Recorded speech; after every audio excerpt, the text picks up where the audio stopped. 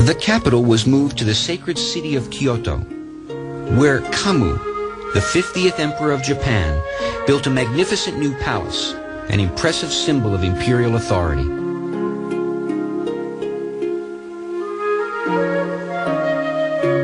But while the samurai gained in power, imperial power gradually weakened. One samurai, named Taira Masakado, even dared to proclaim himself emperor. He was defeated, but for most of the next 1,000 years, the samurai would fight among themselves to dominate the imperial court. But the samurai were not the only ones fighting for control of the emperor. Monks became warriors in their quest for power. One 12th century emperor said that besides the samurai, there were three things that he could not control: the fall of the dice when gambling, the floodwaters of the Kamo River, and the warrior monks of Mount Hiei. These monks fought with this nasty-looking weapon called a naginata.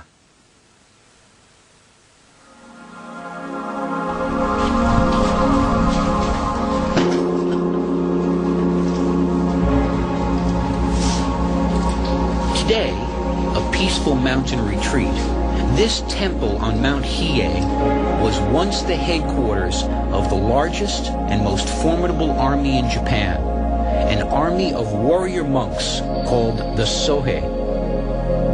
At its height, the temple complex boasted over 3,000 buildings.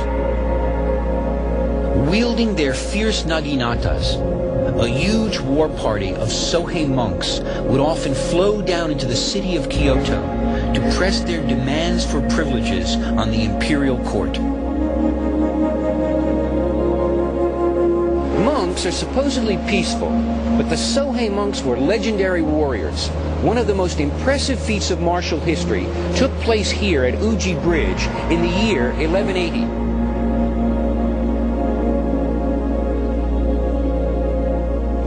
A band of monks, hopelessly outnumbered by attacking samurai, tore up the planks of the bridge to defend their retreat. One of the monks climbed up on the bridge's pilings and, whirling his naginata like a propeller, deflected the arrows that were being shot at him. For this, he was dubbed Tajima, the arrow cutter.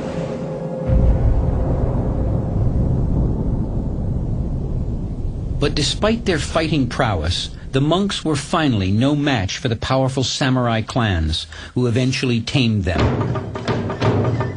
In the 13th century, the most powerful clan of all, the Taira, were at war with their arch-enemies, the Minamoto. These were the classic battles of early samurai history, full of pomp and ritual. First, commanders would gallop out and proudly announce their ancestry, proclaim their greatness as warriors, and throw the vilest insult they could think of at their opponent. Next, they shot their arrows and charged each other, hoping to dispatch their foe with a single stroke of their sword. Onlooking warriors would not stain the honor of the combatants by lending any help. For the samurai, honor was everything, more precious than life itself. They would kill or die in an instant to defend it. And there was a very practical reason for this obsession with honor.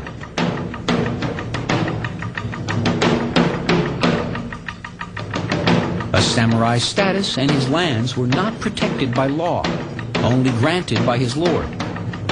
Failure or defeat in battle meant loss of his land and status, reducing him and his descendants instantly to peasants. His easily offended honor and incredible loyalty was, in a sense, pure job insecurity.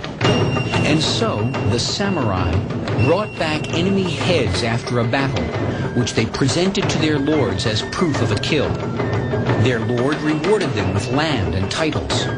If a samurai were defeated in battle, but survived with his head intact, he often preferred to take his own life rather than face the disgrace of his failure. One early suicide was done with such style and finesse that it was to provide a model for noble and heroic ritual suicides for centuries to come.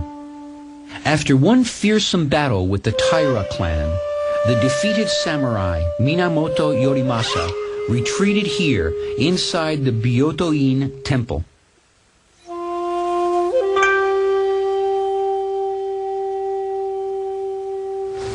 After his defeat by the forces of the Taira at Uji Bridge, Minamoto Yorimasa came to this spot while his sons defended the gate outside and penned his death poem on a war fan before committing ritual suicide. How sad that the old fossil trees should die without a single blossoming. Yorimasa killed himself in the most painful and thus the most heroic way possible, by plunging his short sword into his abdomen. This act took more than just courage or practical calculation. It took supreme conviction.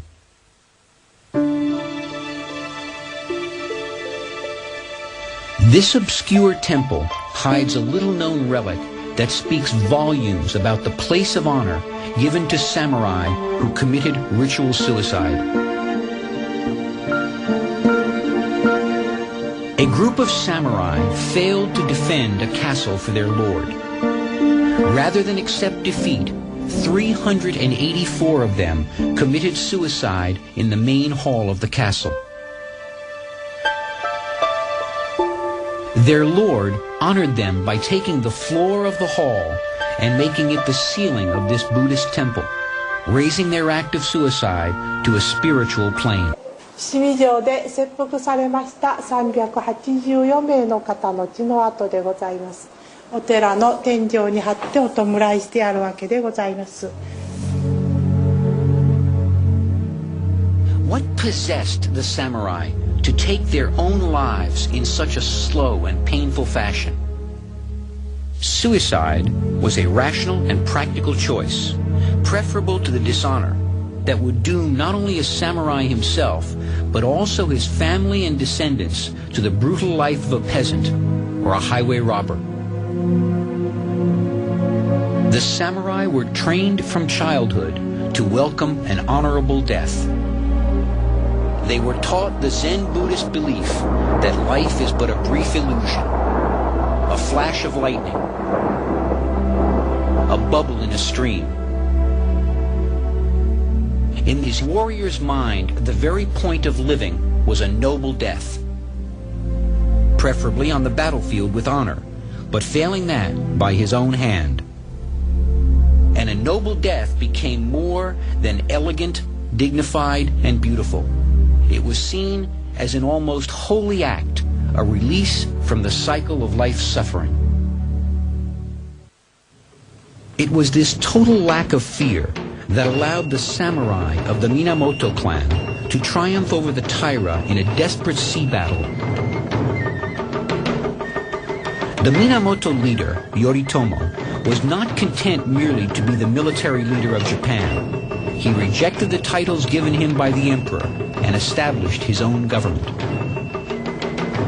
Yoritomo became shogun, military dictator, the first samurai ruler of Japan. He chose the easily defended town of Kamakura, far from Kyoto and its court intrigues, to be his headquarters.